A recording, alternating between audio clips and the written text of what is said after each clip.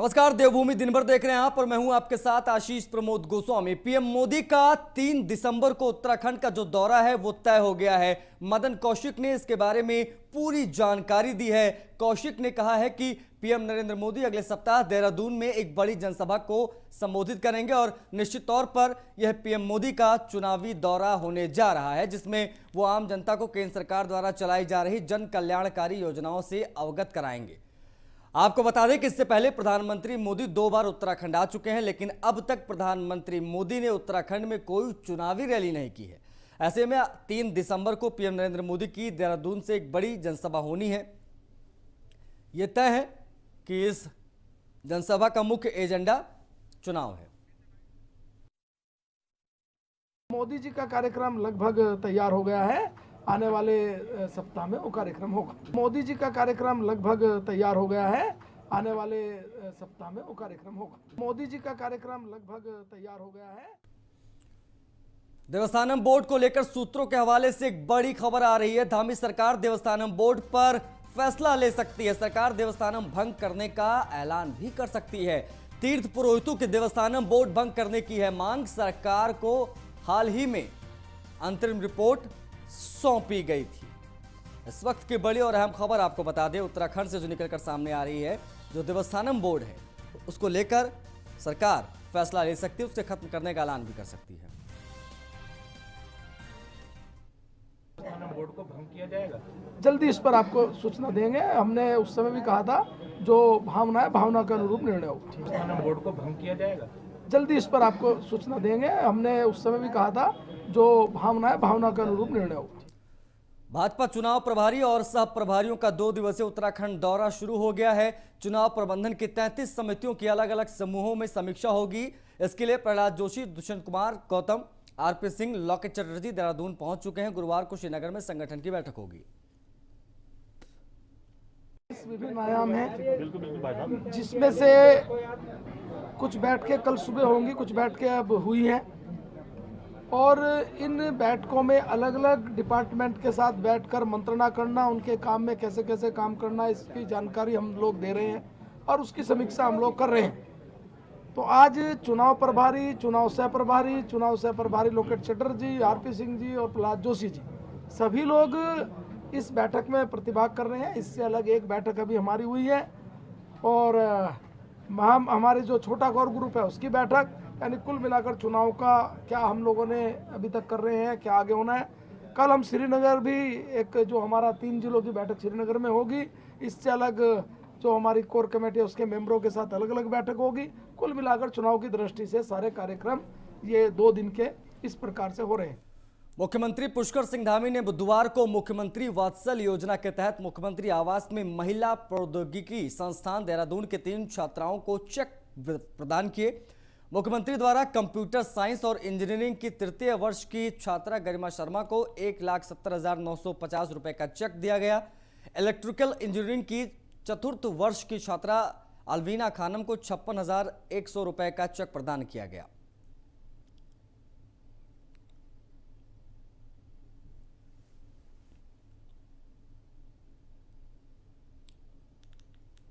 देहरादून से एक बड़ी खबर आ रही है, उसके बारे में आपको बता दें। जो नजूल को लेकर अध्यादेश था उसको चुनावी मुद्दा 2009 में जारी नजूल नीति को हाईकोर्ट निरस्त कर चुका है। सुप्रीम कोर्ट में भी मामला अभी विचाराधीन है। सरकार कानून बनाकर वैध कब्जेदारों को राहत दे रही थी।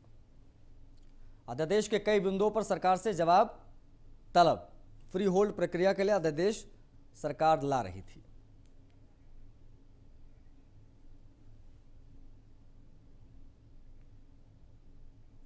2022 के विधानसभा चुनाव को लेकर आम आदमी पार्टी ने तैयारियां तेज कर दी हैं। आम आदमी पार्टी के प्रदेश प्रवक्ता रविंद्र आनंद का कहना है कि 28 नवंबर को गढ़वाल मंडल की 7 विधानसभाओं में आम आदमी पार्टी के नेता कर्नल अजय कोठियाल रोजगार गारंटी योजना यात्रा निकालेंगे।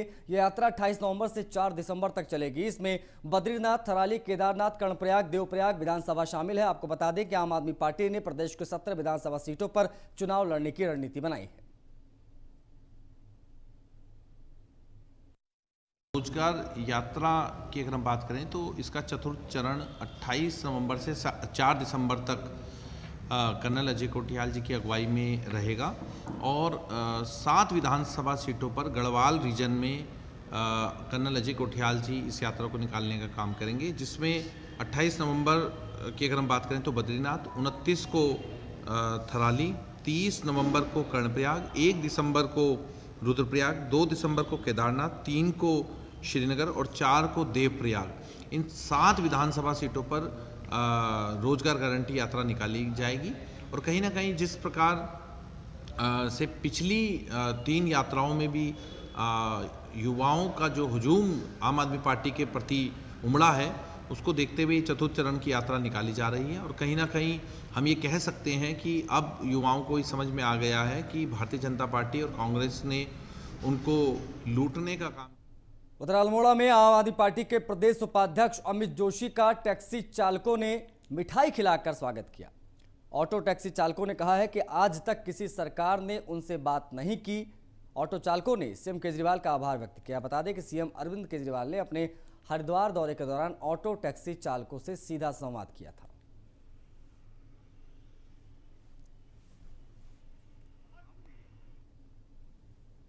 केजरीवाल ने काम सारे अच्छे कर रखे।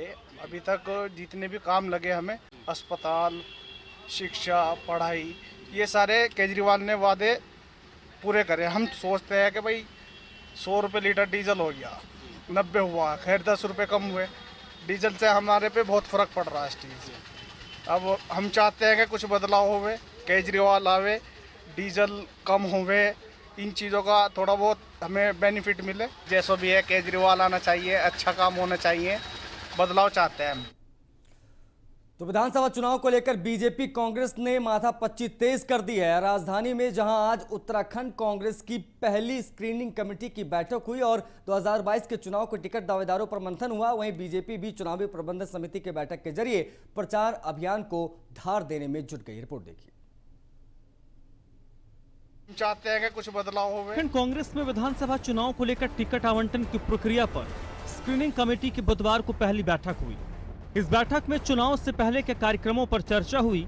इसके साथ ही बैठक में कमेटी के सभी सदस्यों ने विधानसभा चुनाव के लिए तेजी से दावेदारों के नामों को स्क्रीनिंग के जरिए फाइनल करने पर मंथन किया। आपको बता दें कि कांग्रेस उत्तराखंड की सभी 70 विधानसभा सीटों पर टिकट के दावेदारों की सूची तैयार कर रही है, जिसके जरिए टिकट के दावेदारों के विधानसभा क्षेत्रों में मजबूत पकड़, जीतने की क्षमता, कार्यकर्ताओं में पैठ के साथ ही पार्टी के प्रति निष्ठा को परखा जाना है। 15 दिसंबर के बाद ही स्क्रीनिंग कमेटी का काम शुरू होगा और नामों को लेकर अंतिम चर्चा पर मंथन किया जाएगा। आने वाले विधानसभा चुनाव की तैयारी हेतु एवं इसमें सर्वोत्कृष्ट उम्मीदवारों को किस प्रकार से कांग्रेस के ओर से हम जनता के बीच में उतार सकें, उनका चयन संबंधित प्रदेश के सभी वरिष्ठ पदाधिकारियों के साथ चर्चा विमर्श की गई। बहुत अच्छे वातावरण में बहुत अच्छे तरीके से हमने कई चीजें आपसी सहमति बनी है जो अध्यक्ष जी बता देंगे। टिकटों के बारे में किस प्रकार स्क्रीनिंग हो, एक जनरल दिशा निर्देश हमें हमारे स्क्रीनिंग कमेटी के चेयरमैन अविनाश पांडे जी के माध्यम से प्राप्त हुए हैं और आगे यहाँ पर राज्य में, स्टेट में जो हमारी पीएससी है, इलेक्शन कमेटी है, प्रदेश इलेक्शन कमेटी है, वो जो भी एप्लीकेशन आ रहे हैं उस पर चर्चा करके और एक समरी बनाकर आगे भेजेगी। फिर आगे उस पर बैठक होंगी। लास्ट में स्क्रीनिंग कमेटी आखिर में निर्णय करेगी अंततोगत्वा। वहीं बीजेपी भी चुनावी प्रबंध समिति के बैठक के जरिए प्रचार अभियान को धार देने में जुट गई है। 2 दिन तक उत्तराखंड प्रभारी प्रहलाद जोशी, दुष्यंत गौतम सहित बीजेपी के कई बड़े नेता धुआंधार बैठकों में शामिल होंगे और रैलियां और जनसभाओं के कार्यक्रम तय किए जाएंगे। हमारे चुनाव प्रभारी प्रहलाद जी जोशी का 2 दिवसीय उत्तराखंड दौरा है और जिसपे हमारे पार्टी के प्रभारी दुष्यंत जी भी आ रहे हैं और अन्य सह प्रभारी, चुनाव सह प्रभारी भी और चुनाव प्रभारी भी, सभी लोग यहाँ पधार रहे हैं।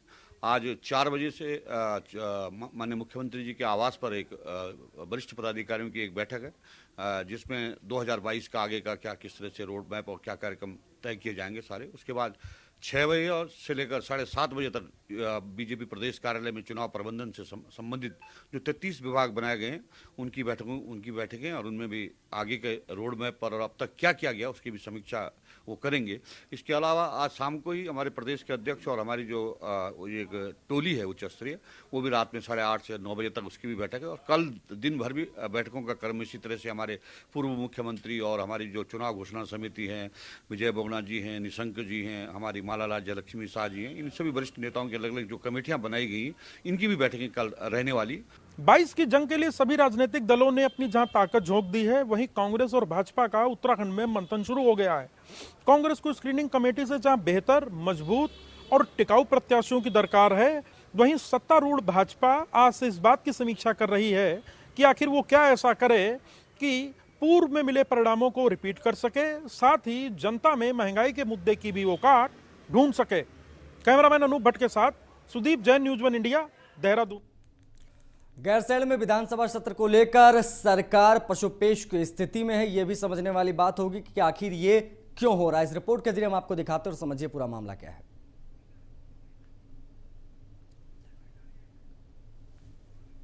मंत्रिमंडल ने वापस करने का निर्णय लिया है और शीघ्र ही मीटिंग करके सत्र के नई तिथियां तय करके उसको नोटिफाई कर दिया जाएगा।